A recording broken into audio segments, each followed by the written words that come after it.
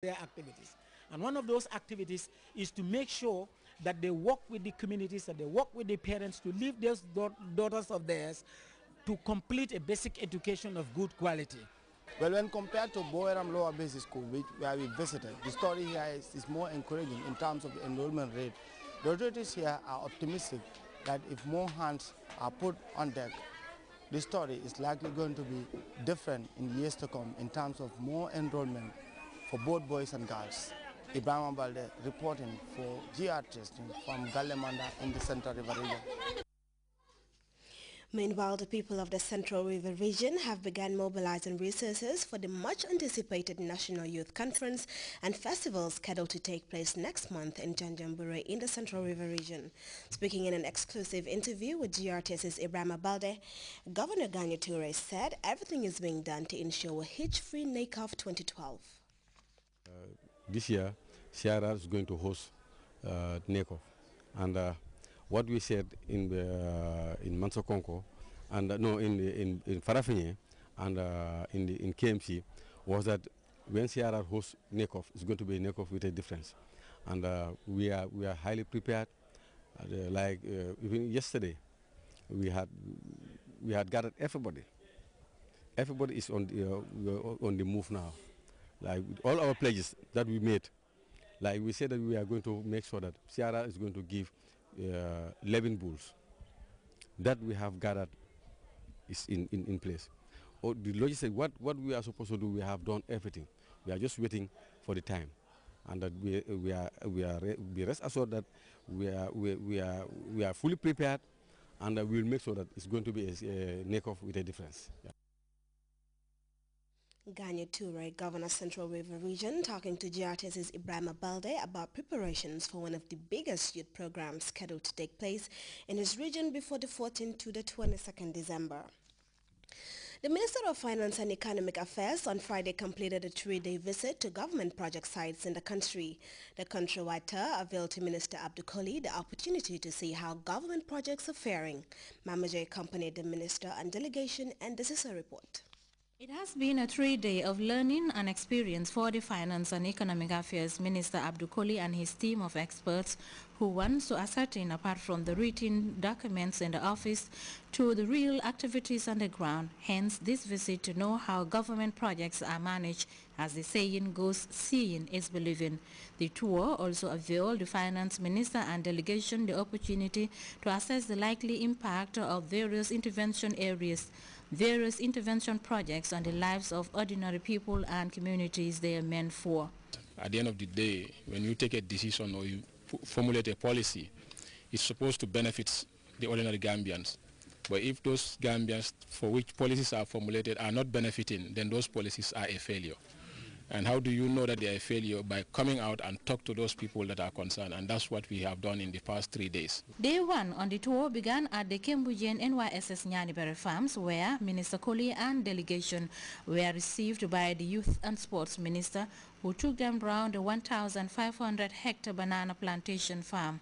According to Aliu Jame, about 2 months ago, 23 green youths were enrolled to train on basic agricultural skills. The youths who are camped on the farm are provided with feeding and monthly allowance of 1,000 lassi. Now, before we brought these kids here and started all these little activities, we had to install a water system. The water system broke down towards the end of last year, around November. The borehole that was run by a generator, the generator broke down. We invested some money on the farm. Now, the constraint, the little constraint we have is the distribution system. Of course, if you go into the banana plantation, that one is not a problem. But the rest of the farm, we are challenged on how we distribute water to certain parts of it. The youth said they are worried about what their future would be like after this project, since most of them, according to this youth leader, are the breadwinners of their families. They assured their continuous commitment and dedication to serve their nation. For the Finance and Economic Affairs Minister, the visit is important to ascertain where the country's money goes to. He advised the youth to make best use of the opportunities provided to them by the government. From the Nyanibere farms, the visiting team proceeded to Bese in the Fonyi-Berefet district, where Minister Koli visited a hand-pumping water project, which is expected to supply about 100 communities in the village. Water is one of the major challenges facing this community, with most of its important areas like the village health center, school and mosque are without this essential commodity.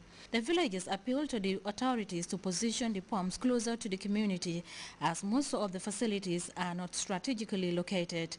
At Tampoto, the Finance and Economic Affairs Minister visited a 5-hectare horticultural garden.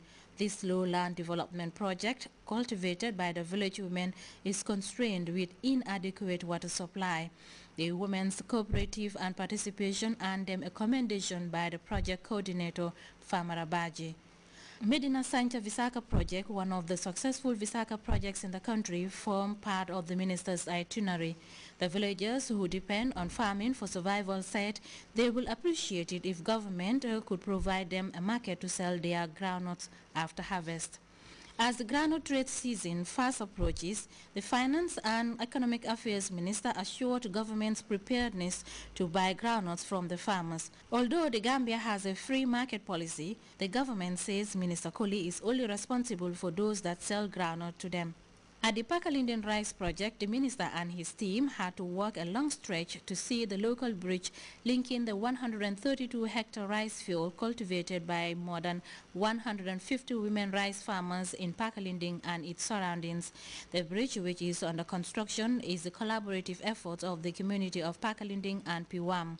Bakoto Sanyang, on behalf of the women, explained how the bridge has eased their work and helped double their yield in the recent years. The Finance and Economic Affairs Minister's visit also took him to Jarabureng Police Station Project, Kerewan Ture Water Project in Nyamina East, Kudang Water Management Project, the SDF Rural Finance Project in Birkamanding, and the President's Narika Rice Project in Boyram in the Central River South. Mama J, GRTS. Well, we're going to take a very short break now. The news continues in just a moment. Price ever. 3G AfriCell brings you the most affordable 3G internet bundles ever.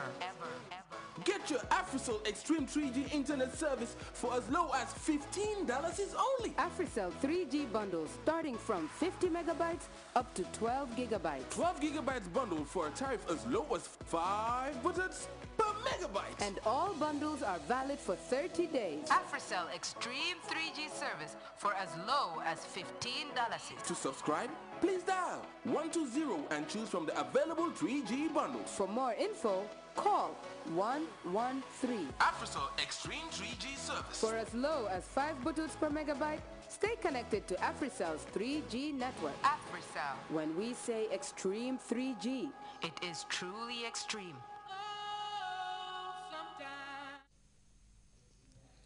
Welcome back. Lawyers in Egypt are up in arms in protest at President Mohamed Morsi's constitutional declaration that gave him sweeping powers. They joined thousands of opponents who stormed Tahrir Square demanding the president rescind the decision, which they say amounts to a constitutional coup d'etat. And as we hear in this report, the country is bracing for more protest by pro- and anti-government activists. Judges in Egypt are criticizing recent power consolidation measures taken by President Morsi as an unprecedented attack on the country's court system. Courts in Alexandria went out on strike on Sunday. Other provinces in Egypt are threatening to take the same path. Abdelmajid Mahmoud has become the symbol of the protest movement.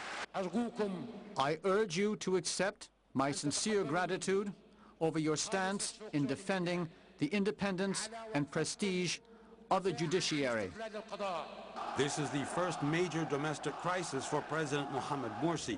The Islamic leader set the scene on fire by announcing on Thursday that he was strengthening his own powers in order to speed up democratic reforms. The opposition is calling on him to cancel the measures immediately. I think one of the decisions today, and we were loud and clear about it, that we are not going to get into a dialogue, unless he rescinds that declaration. There is no middle ground about it. There is, there is no room for compromise.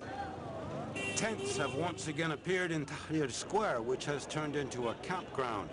There were clashes during the night, and clashes with police continued on Sunday.